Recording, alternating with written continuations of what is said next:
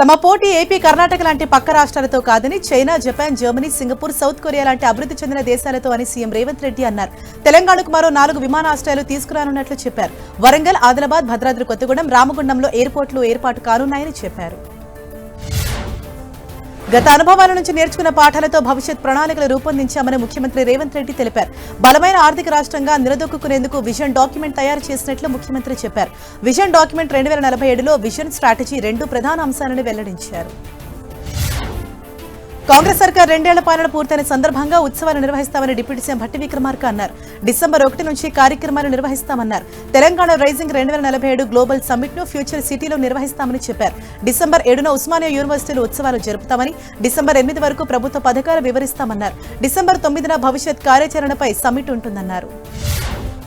Telangana rising 2047 కోసం ప్రభుత్వం ప్రణాళికాబద్ధంగా ముందుకు వెళ్తోందని మంత్రి శ్రీధర్ బాబు తెలిపారు. 2034 వరకు $1 ట్రిలియన్ ఎకానమీ చేరుకోవాలని, 2047 వరకు $3 ట్రిలియన్ ఎకానమీకి చేరుకుంటామని శ్రీధర్ బాబు అన్నారు.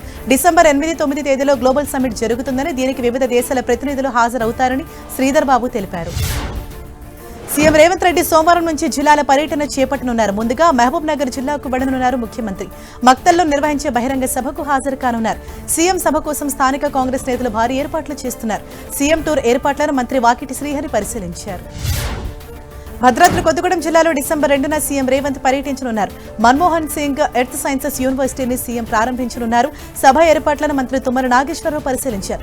దేశంలో ఎక్కడా లేని విధంగా earth sciences university Bhadradri Kothagudem జిల్లాకు రావడం శుభపరిణామమన్నారు. సిద్దిపేట జిల్లా హుస్నాబాద్ నియోజకవర్గాన్ని ఉత్తర తెలంగాణ కోనసీమగా తీర్చిదిద్దుతామని మంత్రి పొన్నం ప్రభాకర్ అన్నారు. డిసెంబర్ 3న హుస్నాబాద్ లో జరిగే బహిరంగ సభకు సీఎం రేవంత్ రెడ్డి హాజరు కానున్న నేపథ్యంలో సభాస్థలిని పరిశీలించిన మంత్రి పొన్నం ఏర్పాట్లపై అధికారులకు పలు సూచనలు చేశారు. హుస్నాబాద్ లో పలు అభివృద్ధి పనులకు సీఎం శంకుస్థాపన చేస్తారని తెలిపారు. హైదరాబాద్ లో BJP state level work shop BJP జాతీయ ప్రధాన కార్యదర్శి బిఎల్ సంతోష్ ముఖ్య అతిథిగా హాజరయ్యారు.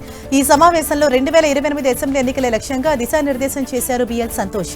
ఈ భేటీలో పార్టీని సంస్థాగతంగా బలోపేతం చేయడం, కమిటీ పనితీరుపైన చర్చించారు. అలాగే పార్టీలో నేతల మధ్య గ్యాప్, పంచాయతీ ఎన్నికల్లో అనుసరించాల్సిన వ్యూహంపై దిశానిర్దేశం చేశారు. ఖమ్మం దేవరపల్లి నేషనల్ హైవే మీద ప్రయాణం చేసిన మంత్రి తుమ్మల నాగేశ్వరరావు కొడుమూరు, సత్తుపల్లి హైవే పనులను పర్యవేక్షించారు. పనులు త్వరితగతిన పూర్తి చేయాలని అధికారులను మంత్రి తుమ్మల ఆదేశించారు. కాంగ్రెస్ అగ్రనేత రాహుల్ గాంధీకి బీఆర్ఎస్ వర్కింగ్ ప్రెసిడెంట్ కేటీఆర్ లేఖ రాశారు. హిల్ టిప్ పేరుతో తెలంగాణలో కాంగ్రెస్ ప్రభుత్వం భారీ కుంభకోణానికి తెరలేపిందన్నారు. దాదాపు 5 లక్షల కోట్ల కుంభకోణానికి కాంగ్రెస్ సర్కారు కుట్ర పన్నిందని ఆరోపించారు. పార్టీ అగ్రనేతగా మీ మౌనం ఆమోదానికి సంకేతమేనా అంటూ కేటీఆర్ ప్రశ్నించారు. తెలంగాణలో పంచాయతీ ఎన్నికల సందడి కొనసాగుతోంది. తొలి దశ ఎన్నికల నామినేషన్ల పర్వం ముగియటంతో రెండో దశ నామినేషన్లు స్వీకరిస్తున్నారు. 3 రోజుల పాటు నామినేషన్లను అధికారులు స్వీకరించనున్నారు. రెండో విడతలో మొత్తం 109 మండలాల్లోని 4333 గ్రామ పంచాయతీలకు ఎన్నికలు జరగనున్నాయి. 38,350 వార్డులకు ఎన్నికలు నిర్వహించనున్నారు. డబ్బులు పెట్టి సర్పంచ్ పదవిని కొనుగోలు చేస్తే అది ఏకగ్రీవం కాదని మంత్రి జూపల్లి కృష్ణారావు అన్నారు. అది ప్రజాస్వామ్యం కాదని ధనస్వామ్యం అవుతుందని విమర్శించారు. నాగర్ కర్నూలు జిల్లా కొల్లాపూర్లో పర్యటించిన ఆయన వ్యక్తుల ప్రజాసేవను గుర్తించి ఏకగ్రీవం చేసుకుంటే తప్పులేదన్నారు. వేల పాటల ద్వారా ఎన్నికై పదవులు చేపట్టిన వారికి తాను సహకరించబోనని మంత్రి జూపల్లి తెలిపారు. ఏపీ సీఎం చంద్రబాబు టీడీపీ నేతలతో టెలికాన్ఫరెన్స్ నిర్వహించారు. పేదల సేవలో కార్యక్రమంలో నేతలందరూ విధిగా పాల్గొనాలని ఆదేశించారు. ప్రజల్లో నిరంతరం ఉంటేనే రాజకీయాల్లో రాణిస్తారని చంద్రబాబు సూచించారు. పింఛన్ల పంపిణీని నేతలందరూ పేదల సేవగా భావించాలన్నారు. పింఛన్ల పంపిణీలో నేతల భాగస్వామ్యం 16,000 నుంచి 25,000కు పెరిగిందన్న సీఎం భవిష్యత్తులో 35,000కు తీసుకెళ్లాలని పిలుపునిచ్చారు. విశాఖ జిల్లా పెందుర్తి మండలం పిరగాడి మండల ప్రాథమిక పాఠశాల టీచర్ను ఏపీ మంత్రి లోకేష్ అభినందించారు. Secondary grade teacher Alivela Manga విద్యార్థులకు ఆటపాటలతో చెబుతున్న విద్యా బోధనను లోకేష్ కొనియాడారు. పశ్చిమ గోదావరి జిల్లా నరసాపురం మండలం పెద్దమైని వానిలంకలో మంత్రి నిమ్మల రామానాయుడు పర్యటించారు. నల్లి క్రీక్ డ్రైన్ కు 10 కోట్లతో డ్రెడ్జింగ్ పనులను మంత్రి ప్రారంభించారు. 13 కోట్ల వ్యయంతో చిన్నమైని వానిలంక వంతెన అభివృద్ధి పనులు చేపట్టారు. నల్లి క్రీక్ డ్రైన్ పరివాహంలోని 11,430 ఎకరాల వరి, కొబ్బరి, రొయ్యల పంటలకు ముంపు నుండి మోక్షం కలుగుతుందని మంత్రి నిమ్మల అన్నారు. పార్టీ ఎంపీలతో మాజీ సీఎం జగన్ సమావేశమయ్యారు. పార్లమెంట్లో వ్యవహరించాల్సిన తీరుపై ఎంపీలకు దిశానిర్దేశం చేశారు. రాష్ట్రంలో రైతు సంక్షేమం, తుపాను ప్రభావంపై ఉభయ సభల్లో లేవనెత్తానని సూచించారు. తుపాన్తో రైతులకు తీరిన నష్టం వాటిల్లిందని, నష్టపోయిన రైతులకు ఇప్పటివరకు పరిహారం అందలేదన్నారు. ధాన్యం సేకరణలో ప్రభుత్వం నిర్లక్ష్యంగా వ్యవహరిస్తోందని జగన్ ఆరోపించారు. నైరుతి బంగాళాఖాతంలో దిత్వా తుఫాను కొనసాగుతోంది. దీంతో నెల్లూరు, చిత్తూరు, తిరుపతి జిల్లాలకు వాతావరణ విభాగం రెడ్ అలర్ట్ జారీ చేసింది. తుఫాను ఉత్తర వాయువ్య దిశగా కదులుతూ ఆదివారం తెల్లవారుజామున తమిళనాడు, పుదుచ్చేరి తీరానికి 60 కిలోమీటర్లు, సాయంత్రానికి 20 కిలోమీటర్ల సమీపానికి రానుంది. దీని ప్రభావంతో రాష్ట్రంలోని పలు ప్రాంతాలు విస్తారంగా వర్షాలు కురిసే అవకాశం ఉందని అమరావతి వాతావరణ కేంద్రం తెలిపింది. దిత్వా తుఫాను కారణంగా ఏపీలో వర్షం బీభత్సం సృష్టిస్తుంది. తిరుమల కొండపై వర్షం దంచుకొట్టింది. ఉదయం నుంచి ఎడతెరపులేకుండా కురుస్తున్న వర్షానికి భక్తులు తడిసి ముద్దయ్యారు. ఓవైపు వర్షం, మరోవైపు చలితో కొండపై భక్తులు తీవ్ర ఇబ్బందులు పడ్డారు. దిత్వా తుఫాన్పై హోంమంత్రి అనిత సమీక్ష నిర్వహించారు. నెల్లూరు, తిరుపతి, కడప, చిత్తూరు, అన్నమయ్య జిల్లాల కలెక్టర్లతో హోంమంత్రి వీడియో కాన్ఫరెన్స్ నిర్వహించారు. అధికారులు అలర్ట్గా ఉండి ప్రజలను ఎప్పటికప్పుడు అప్రమత్తం చేయాలని ఆదేశాలు జారీ చేశారు. తుఫాను ప్రభావిత ప్రాంతాల్లో విద్యుత్ అంతరాయం కలగకుండా తగిన జాగ్రత్తలు తీసుకోవాలన్నారు. దిత్వా తుఫాన్ నష్ట నివారణపై బాపట్ల జిల్లా అధికారులతో మంత్రి పార్థసారథి సమీక్ష నిర్వహించారు. గత తుఫాను అనుభవాలను పరిగణలోకి తీసుకుని మరింత స్ఫూర్తితో పనిచేయాలని అధికారులకు సూచించారు. వరి ధాన్యం సేకరణకు వేగంగా చర్యలు తీసుకోవాలని మంత్రి పార్థసారథి అధికారుల్ని ఆదేశించారు. దిత్వా తుఫాన్ ఎఫెక్ట్ ఏపీలో రైతులు ఆందోళన చెందుతున్నారు. పంట చేతికొచ్చే సమయంలో తుఫాను హెచ్చరికలు జారీ చేయడంతో రైతులు పొలాల వైపు పరుగులు తీస్తున్నారు. వాతావరణంలో మార్పులు రావడంతో పొలాల్లోని ధాన్యాన్ని నూర్చి ఇళ్లకు తీసుకెళ్తున్నారు. తుఫాను హెచ్చరికలతో పంట నష్టం వాటిల్లుతుందని రైతులు భయపడిపోతున్నారు. తుఫాను హెచ్చరికల నేపథ్యంలో తేమ శాతం నిబంధనలు సడలించి కల్లాల్లో ఉన్న ధాన్యాన్ని వెంటనే కొనుగోలు చేయాలని ఏపీ కౌలు రైతుల సంఘం డిమాండ్ చేసింది. దెందలూరులో పర్యటించిన కౌలు రైతు సంఘం నేతలు రైతుల సమస్యలు అడిగి తెలుసుకున్నారు. ధాన్యం కొనుగోలు చేసి రైతులను ఆదుకోవాలని ప్రభుత్వాన్ని కోరారు. దిత్వా తుఫాన్ హెచ్చరికలతో ప్రకాశం జిల్లా అధికారులు అప్రమత్తమయ్యారు. సముద్ర తీర ప్రాంతాల ముందస్తు సహాయక చర్యలు చేపట్టారు. ఒంగోలు, నాగులపలపాడు, చీరాల, కొత్తపట్నం, టంగుటూరు, సింగరాయకొండ, మద్దిపాడు మండలాల్లో అధికారులను అలర్ట్ చేశారు. సముద్రంలోకి మత్స్యకారులు ఎవరూ చేపల వేటకు వెళ్లకూడదని హెచ్చరికలు జారీ చేశారు. దిత్వా తుఫాను ప్రభావంతో నెల్లూరు జిల్లాలో భారీ నుంచి అతి భారీ వర్షాలు కురుస్తాయని వాతావరణ శాఖ ప్రకటించింది. దీంతో అధికారులు అలర్ట్ అయ్యారు. నెల్లూరులో ఒక ఎన్డీఆర్ఎఫ్ బృందాన్ని సిద్ధం చేశారు. మొత్తం 30 మంది సభ్యులతో టీంను అలర్ట్ చేశారు. ఎలాంటి ఆస్తి ప్రాణ నష్టం జరగకుండా సహాయక చర్యలు చేపట్టేందుకు సిద్ధమయ్యారు. దిత్వా తుఫాన్తో తమిళనాడులో విస్తారంగా వర్షాలు కురుస్తున్నాయి. తీర ప్రాంతాలు అల్లకల్లోలంగా మారాయి. భారీ వర్షం, ఈదురుగాలులతో రామేశ్వరంలో 2వ రోజు జనజీవనం స్తంభించింది. ప్రజలందరూ నిత్యావసర సరుకులను తగినంతగా ఉంచుకోవాలని తమిళనాడు ప్రభుత్వం సూచనలు జారీ చేసింది. స్కూళ్లు, కాలేజీలకు సెలవులు ప్రకటించింది. దిత్వా తుఫాను ప్రభావంతో నాగపట్నంలో వాన దంచుకొట్టింది. భారీ వర్షాలకు రహదారులు, చెరువులను తలపించాయి. పలు కాలనీలు నీట మునిగాయి. దీంతో అధికారులు నాగపట్నంలో రెడ్ అలర్ట్ ప్రకటించారు. మత్స్యకారులు చేపల వేటకు వెళ్లొద్దని అధికారులు ఆదేశించారు. దీంతో మత్స్యకారులు తమ పడవలను, వలలను ఒడ్డుకు చేర్చారు. తుఫాను ప్రభావంతో తమిళనాడులో అనేక విమాన సర్వీసులు రద్దయ్యాయి. 54 విమాన సర్వీసులను రద్దు చేసినట్లు చెన్నై ఎయిర్పోర్ట్ విభాగం వెల్లడించింది. ఇండిగో, ఎయిర్ ఇండియా విమాన సర్వీసులపై ప్రభావం పడింది. ఎయిర్పోర్టుకు బయలుదేరే ముందు విమాన సర్వీస్ స్టేటస్ను చెక్ చేసుకోవాలని విమానయాన సంస్థలు సూచించాయి. దిత్వా తుఫాను ఉత్తర తమిళనాడు, పుదుచ్చేరి తీరాల వైపు కదులుతోంది. దీంతో చెన్నైలో భారీ వర్షాలు కురిసే అవకాశం ఉందని వాతావరణ శాఖ హెచ్చరించింది. అనేక ప్రాంతాల్లో ఎన్డీఆర్ఎఫ్, ఎస్డీఆర్ఎఫ్ సహా 28 విపత్తు బృందాలు రంగంలోకి దిగాయి. వైమానిక, కోస్ట్ గార్డ్ కూడా అప్రమత్తంగా ఉన్నాయి. పలు చోట్ల 6000 పునరావాస కేంద్రాలను ఏర్పాటు. జగిత్యాల జిల్లా కోరుట్టు మండలం తిమ్మాయిపల్లి గ్రామంలో ఆసక్తికరమైన ఘటన చోటు చేసుకుంది. సర్పంచ్ స్థానానికి తల్లి, కూతురు పోటీ పడుతున్నారు. తిమ్మాయిపల్లి సర్పంచ్ స్థానం ఈసారి బీసీ మహిళా రిజర్వేషన్ అయింది. తల్లి గంగవ్వ, కూతురు పల్లెపు సుమలత నామినేషన్ దాఖలు చేశారు. దీంతో ఆ ఊరిలో ఆసక్తికరమైన పోటీ నెలకొంది. తల్లి గంగవ్వకు బీఆర్ఎస్ మద్దతిస్తుండగా కూతురు సుమలతకు కాంగ్రెస్ మద్దతిస్తోంది.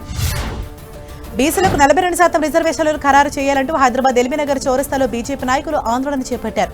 సీఎం ఫ్లెక్సీని తగలబెట్టే ప్రయత్నం చేయగా పోలీసులు అడ్డుకున్నారు. దీంతో బీజేపీ నాయకులకు, పోలీసులకు మధ్య వాగ్వాదం జరిగింది.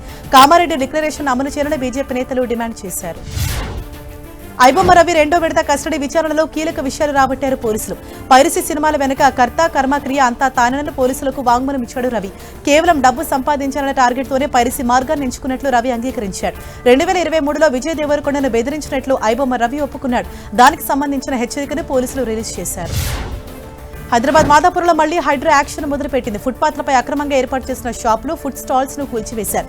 మైండ్ స్పేస్ కు వెళ్లే మార్గంలో పాదచారులు నడవడానికి వీల్లేకుండా ఫుట్పాత్లు ఆక్రమించి షాపుల కోసం నిర్మాణాలు చేపట్టారు. దీంతో పాదచారులు ఫుల్ రద్దీగా ఉండే రోడ్డుపై నుంచి వెళ్లాల్సి వస్తోంది. ఇటు ట్రాఫిక్ సమస్య కూడా అధికమవుతోంది. దీంతో అధికారులు ఫుట్పాత్లపై ఆక్రమణలు కూల్చివేశారు. కూకట్పల్లిలోని నల్ల చెరువును స్థానిక ఎమ్మెల్యే మాధవరం కృష్ణారావు పరిశీలించారు. చెరువుల సుందరీకరణలో భాగంగా కూకట్పల్లి నల్ల చెరువును అభివృద్ధి చేస్తున్న సీఎంకు, హైడ్రా అధికారులకు ఆయన ధన్యవాదాలు తెలిపారు. నల్ల చెరువు బాధితులకు నష్టపరిహారం చెల్లించారని ఆయన డిమాండ్ చేశారు. గ్రేటర్ హైదరాబాద్ లో శానిటేషన్ సమస్య రోజురోజుకు పెరిగిపోతుంది. స్వచ్ఛ సర్వేక్షణ్ ర్యాంకింగ్ లో అవార్డులు పొందుతున్న జీహెచ్ఎంసీ క్షేత్రస్థాయిలో శానిటేషన్ పరిరక్షణలో మాత్రం విఫలమవుతోంది. నగరంలోని అనేక ప్రాంతాల్లో ఓపెన్ గార్బేజ్ పాయింట్ల వల్ల ప్రజలు తీవ్ర ఇబ్బందులు పడుతున్నారు. కృష్ణా జిల్లా గుడివాడలో డ్రగ్స్ కు వ్యతిరేకంగా సైకిల్ ర్యాలీ నిర్వహించారు. డ్రగ్స్ వద్దు, సైకిల్ తొక్కు అంటూ సైక్లోథాన్ నిర్వహించారు. సీనియర్ జూనియర్ విభాగంలో జరిగిన సైకిల్ ర్యాలీలో వేలాది మంది విద్యార్థులు పాల్గొన్నారు. ఈ కార్యక్రమంలో eagle team IG RK Ravikrishna, MLA Venigandla Ramu దంపతులు, కృష్ణా జిల్లా ఎస్పీ విద్యాసాగర్ నాయుడు పాల్గొన్నారు. హైదరాబాద్ లో మన రన్ పేరుతో సౌత్ ఎడిషన్ ప్రారంభమైంది. ఫిట్నెస్ స్ఫూర్తిని చాటేందుకు మైహోమ్ గ్రూప్ ఆధ్వర్యంలో మన రన్ కార్యక్రమాన్ని గచ్చిబౌలిలోని జీఎంసీ బాలయోగి స్పోర్ట్స్ కాంప్లెక్స్ లో నిర్వహించారు. 3K run, 5K, 10K walkathon తో పాటు పిల్లలకు ఫన్ రన్స్, టైమ్ రేస్ లో నిర్వహించారు. ఈ రన్స్ లో చిన్నారులు ఉత్సాహంగా పాల్గొన్నారు.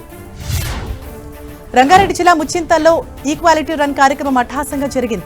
ఈ రన్ను శ్రీ శ్రీ శ్రీ త్రిదండి చిన్నచీర స్వామి, అహోబిలం స్వామి ప్రారంభించారు. విద్యా సమానత్వ సాధికారత కోసం ఈక్వాలిటీ రన్ నిర్వహించామన్నారు శ్రీ శ్రీ శ్రీ త్రిదండి చిన్నచీర స్వామి. ఈ రన్ కు భక్తులు, వేద పాఠశాల విద్యార్థులు భారీగా తరలి వచ్చారు. కొల్లేరు ప్రాంతంలో ఇప్పుడు ఎక్కడ చూసినా విదేశీ పక్షులు కనువిందు చేస్తున్నాయి. శీతాకాలపు విడుదల కోసం వచ్చిన పక్షుల కిలకిల రావాలతో కొల్లేరు కళకళలాడుతోంది. పక్షులను చూసేందుకు పర్యాటకులు భారీగా కొల్లేరుకు తరలి వస్తున్నారు.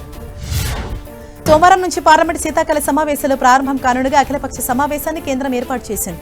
పార్లమెంటరీ వ్యవహారాల మంత్రి కిరణ్ రిజిజు అధ్యక్షతన జరిగిన ఈ భేటీకి అన్ని పార్టీల నేతలు హాజరయ్యారు. డిసెంబర్ 19వ తేదీ వరకు ఈ సమావేశాలు కొనసాగనున్నాయి. సోమవారం నుంచి జరిగే పార్లమెంటు సమావేశాలకు విపక్ష సభ్యులు సహకరించాలని కేంద్ర ప్రభుత్వం కోరింది. సమావేశాలు అణుశక్తి, ఉన్నత విద్య, కార్పొరేట్ చట్టం, సెక్యూరిటీల మార్కెట్కు సంబంధించిన 10 కీలక బిల్లులను కూడా ప్రవేశపెట్టారని ప్రభుత్వం యోచిస్తోంది. మరోవైపు ఎన్నికల సంఘం నిర్వహిస్తున్న ఓటర్ల జాబితా సవరణ కార్యక్రమాన్ని తీవ్రంగా వ్యతిరేకించేందుకు ప్రతిపక్షాలు సిద్ధమవుతున్నాయి. కాంగ్రెస్ అగ్రనేతలు సోనియా గాంధీ, రాహుల్ గాంధీపై మరో కేసు నమోదైంది. నేషనల్ హెరాల్డ్ కేసుకు సంబంధించి ఈడీ అధికారులు ఫిర్యాదు చేశారు. దీంతో Delhi police economic offences wing case నమోదు చేసింది. యంగ్ ఇండియా సంస్థ ద్వారా అసోసియేటెడ్ జనరల్స్ లిమిటెడ్ కొనుగోలు చేయడంలో నేరపూరిత కుట్రకు పాల్పడ్డారని సోనియా, రాహుల్ గాంధీపై ఆరోపణలు ఉన్నాయి. కోల్కతాలో వింటేజ్ కారులో బైక్ల సందడి నెలకొంది. పురాతన కారులో బైక్ ఎగ్జిబిషన్ నిర్వహించారు. ఎయిడ్స్ వ్యాధి నియంత్రణపై ప్రజల అవగాహన కల్పించేందుకే వింటేజ్ కార్ల ప్రదర్శన చేపట్టినట్లు నిర్వాహకులు తెలిపారు. శ్రీనగర్, జమ్మూ కాశ్మీర్ ప్రాంతాల్లో వరుసగా రెండో రోజు ఉష్ణోగ్రతలు దారుణంగా పడిపోయాయి. ఉష్ణోగ్రతలు తగ్గుముఖం పట్టడంతో దాల్ సరస్సు అంతా పొగమంచు కమ్మేసింది. ఈ రోజు దాల్ సరస్సు ప్రాంతంలో -డిగ్రీల ఉష్ణోగ్రతలు నమోదైనట్లు అధికారులు తెలిపారు. పొగమంచు అందాల్లో దాల్ సరస్సు పర్యాటకులను ఆకర్షిస్తోంది. పరిశోధన రంగంలో భారత్ దూసుకుపోతోందని ప్రధాని మోదీ అన్నారు. ప్రపంచంలో ఏదైనా సాధించే సత్తా భారత్కు ఉందన్నారు. మన్ కీ బాత్ 128వ ఎపిసోడ్లో ప్రధాని ప్రసంగించారు. కష్టతరమైన వాటిని కూడా భారత్ సాధిస్తోంది. మహిళల అందల క్రికెట్ జట్టు ప్రపంచ కప్ గెలిచి చరిత్ర సృష్టించింది అని ప్రధాని అన్నారు. ప్రయాగ్రాజ్లోని మాఘమేళ వేడుకకు చకచకా పనులు జరుగుతున్నాయి. జనవరి 3 నుంచి ఫిబ్రవరి 15 వరకు జరగనున్న మాఘమేళకు ముమ్మర ఏర్పాట్లు చేస్తుంది యోగి సర్కార్. ఏర్పాట్లలో భాగంగా పాంటూన్ బ్రిడ్జ్ నిర్మాణం చేస్తుంది. దీనికి కాషాయ రంగు వేయనున్నారు.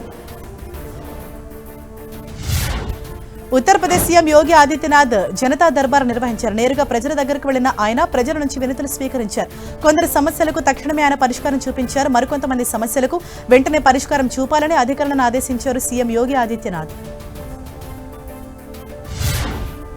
ఢిల్లీలో కాలుష్యం తీవ్రత కాస్త తగ్గింది. చాలా ప్రాంతాల్లో 200 పాయింట్ల లోపే గాలి నాణ్యత నమోదైనట్లు సెంట్రల్ పొల్యూషన్ బోర్డు అధికారులు తెలిపారు. ఇండియా గేట్, ఆనంద్ విహార్ ప్రాంతాల్లో 220 పాయింట్ల ఎయిర్ క్వాలిటీ ఇండెక్స్ నమోదైంది.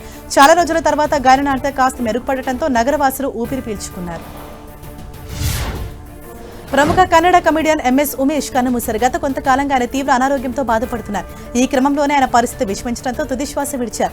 1960లో చైల్డ్ ఆర్టిస్ట్గా ఇండస్ట్రీలోకి వచ్చిన ఉమేష్ ఇప్పటి వరకు 350కు పైగా చిత్రాలు నటించారు.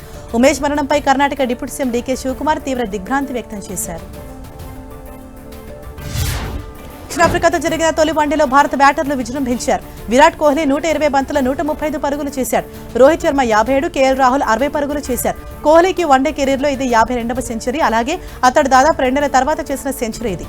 విరాట్ ఇంతకు ముందు చివరిసారిగా 2023లో వన్డే వరల్డ్ కప్ టోర్నీలో ఆస్ట్రేలియా మీద 117 పరుగులు చేశాడు.